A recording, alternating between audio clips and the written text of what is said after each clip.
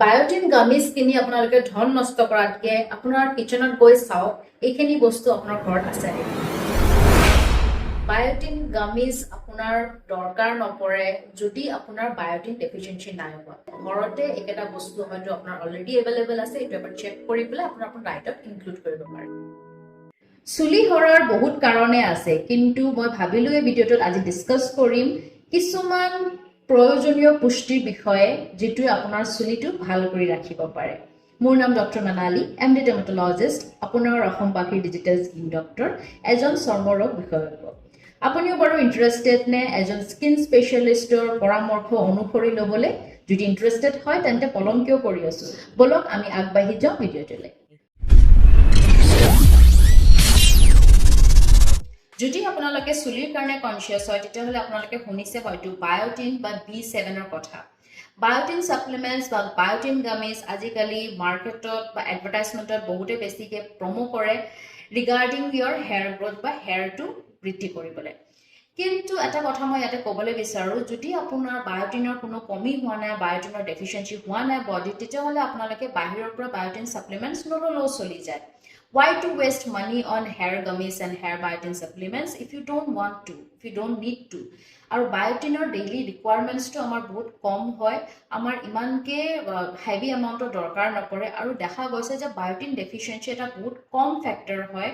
radar then আপোনাৰ বেলেগ পুষ্টিৰ কমি হ'লেহে বেছিকে হেয়াৰ ফলৰ প্ৰব্লেমছ হোৱা দেখা যায় কিন্তু এইটো এটা কথা বহুত ওলাই পৰিলে আগৰ পৰাই যে বায়োটিন ডেফিচিয়েঞ্চিৰ কাৰণেই অকল চুলি হেয়াৰ ফল বেছিকে হয় আৰু আপোনালোকে যদি অকল বায়োটিন সাপ্লিমেন্ট খায় তেতিয়াহ'লে আপোনাৰ হেয়াৰ গ্ৰোথটো নৰ্মেল হৈ যাব তেনেকুৱা কথা নহয় বাট আপোনালোকে এইটো জানিব লাগে যে বায়োটিন নো ডাউট এটা বহুত ইম্পৰ্টেণ্ট ইনগ্ৰেডিয়েণ্ট হয় পুষ্টি হয় যেটো আপোনাৰ চুলিৰ বৃদ্ধিৰ কাৰণে দৰকাৰ but until and unless you have the deficiency আপোনাৰ বাহিৰৰ পৰা হেয়াৰ সাপ্লিমেন্টছ অফ বায়োটিন বা গামিজ আপোনালোকে নললেও হ'ব বা আপোনালোকে ল'বও পাৰে ঘৰতে আপোনালোকৰ কিছুমান এনেকুৱা ইনগ্ৰেডিয়েণ্টছ আছে হয়তো আপোনাৰ কিচেনত অলৰেডি এভেইলেবল যেটো আপোনালোকে ডেইলি আপোনাৰ লোৱা ষ্টাৰ্ট কৰে তেতিয়াহ'লে আপোনালোকে বায়োটিন ডেফিচিয়েঞ্চিৰ পৰা ভয় খাব নালাগে প্ৰথম এণ্ড ফাৰ্ষ্ট বহুত কমন বস্তু যেটো আপোনালোকে ইনটেক কৰিব পাৰে হেতু হৈছে এগ য়ক যেটো কণীৰ হালধীয়া অংশটো ভেজ মানুহৰ কাৰণে মই বেলেগ অপচনছ কম যেটো হৈছে নাটছ মানে এনেকুৱা আপোনালোকে ইনক্লুড কৰিব পাৰে ডায়েটত আপোনালোকে কিছুমান নাটছ মই নামকেইটা কম সেইকেইটা আপোনালোকে ক্ৰাছ কৰি পেলাই আপোনাৰ ব্ৰেকফাষ্টত ওটছ খায় আপোনালোকে যি খায় তাতে অলপমান স্প্ৰিংকল কৰি ল'ব ইভিনিং টাইমৰ স্নেক্সত আপোনালোকে মাঞ্চিং কৰিব পাৰে সেইখিনি যদি আপোনালোকে ৰেগুলাৰলি ষ্টাৰ্ট কৰে তেতিয়াহ'লে আপোনালোকৰ বায়োটিনৰ কমি নহয় Nuts I would like to mention আপোনালোকে include কৰিব পাৰে almonds, walnuts, chia seeds, pumpkin seeds, sunflowers, বা sesame even আপোনালোকে গম পায়নে মিঠা আলুটো বহুত abundant amount of biotin থাকে হেতু যদি আপোনালোকে include কৰে আপোনাৰ ডায়েটত তেতিয়াহ'লে আপোনাৰ কাৰণে ভাল হ'ব প্ৰটিন এটা বহুতেই ইম্পৰ্টেণ্ট হয় চুলিৰ কাৰণে চুলিৰ যেটো গাঁথনি হেতু প্ৰদানকৈ কেৰাটিন বা প্ৰটিনেৰে গঠিত সেইকাৰণে যদি প্ৰটিনৰ কমি হয় বডিত তেতিয়াহ'লে চুলিটো উইক হৈ পৰে প্ৰটিন ৰিচ সোৰ্স হৈছে যদি আপুনি ভেজিটেৰিয়ান হয় তেতিয়াহ'লে আপুনি ল'ব পাৰে সয়াবিন পনীৰ tofu দালি বা নাটছ এনেকুৱা টাইপৰ নাটছ লাইক almonds এনেকুৱা আপুনি ডেইলি ইনক্লুড কৰিব পাৰে আপোনাৰ ডায়েটত আৰু আপুনি যদি নন ভেজিটেৰিয়ান হয় তেতিয়াহ'লে আপোনাৰ ওচৰত বহুত অপচনছ থাকে লাইক কণী ফিশ মিট সেইখিনি আপুনি যদি আপোনাৰ ডায়েটত ৰেগুলাৰলি আপুনি এবাউণ্টেড এমাউণ্টত কনজিউম কৰে তেতিয়াহ'লে আপোনালোকৰ প্ৰটিনৰ কমি নহয় আপোনালোকে জিংকৰ ইম্পৰ্টেঞ্চটো জানেনে জিংক এটা এনেকুৱা মিনাৰেল হয় যেটো চুলিৰ কাৰণে বহুত ইম্পৰ্টেণ্ট হয় জিংক আপোনালোকে পাব পাৰে ভাল মাত্ৰাত কুমুৰা গুটি বা পাম্পকিন সিডছ চিক পিচ বা আমাৰ নৰ্মেল বুট হয় হেতু আপোনালোকে তিয়াই পেলাই ডেইলি আপোনালোকে ব্ৰেকফাষ্টত লোৱা ষ্টাৰ্ট কৰক তেতিয়াও আপোনাৰ কাৰণে বেনিফিট হ'ব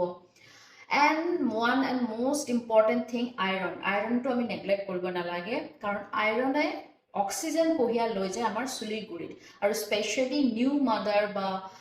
young girls মহিলা গৰ্ভ মানুহৰ মাজত আইৰণৰ কমিটো বহুত বেছিকে দেখা পোৱা যায় সেইকাৰণে আপোনালোকে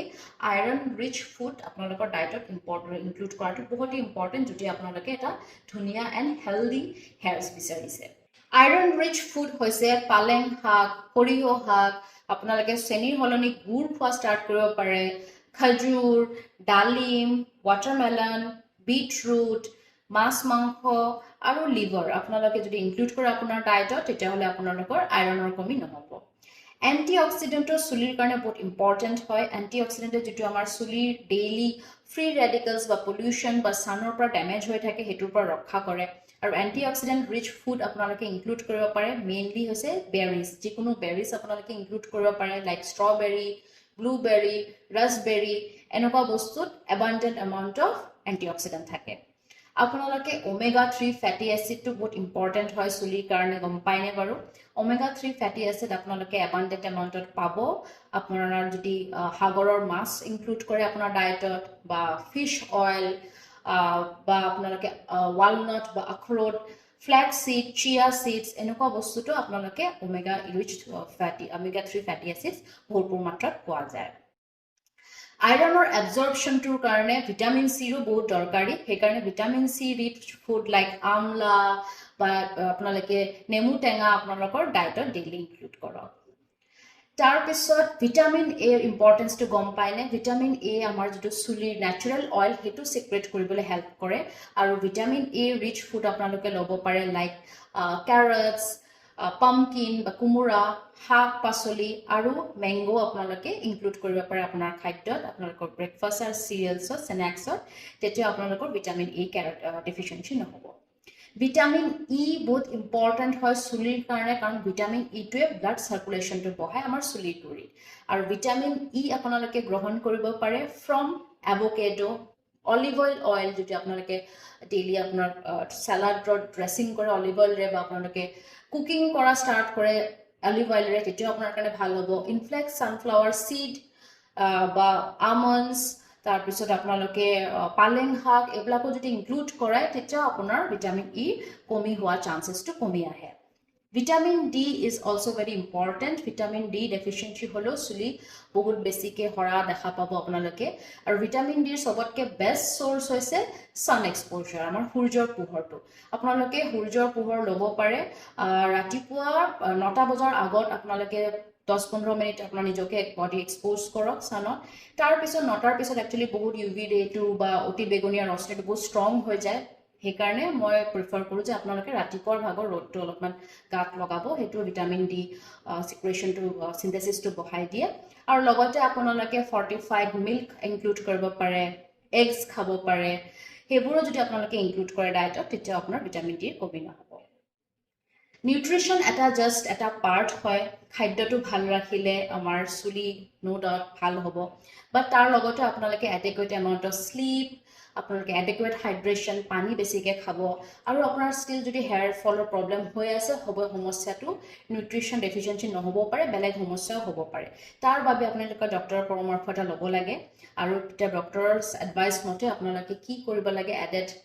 ট্ৰিটমেণ্ট সেইটোৰ লগত যদি আপোনালোকে নিউট্ৰিশ্যনটো ঠিক ৰাখে মই কোৱা মতে তেতিয়াহ'লে আপোনালোকৰ হয়তো হেয়াৰ সমস্যাটো দূৰ হ'ব আপোনালোকে যদি আৰু এটা বিশেষ টপিক বিচাৰিছে তেতিয়াহ'লে কমেণ্ট কৰি মোক জনাব আৰু আজি মই ভিডিঅ'টো সোনকালে সামৰিছোঁ বাট অতি সোনকালে আৰু এটা নতুন ভিডিঅ' লৈ আহিম টিল দেন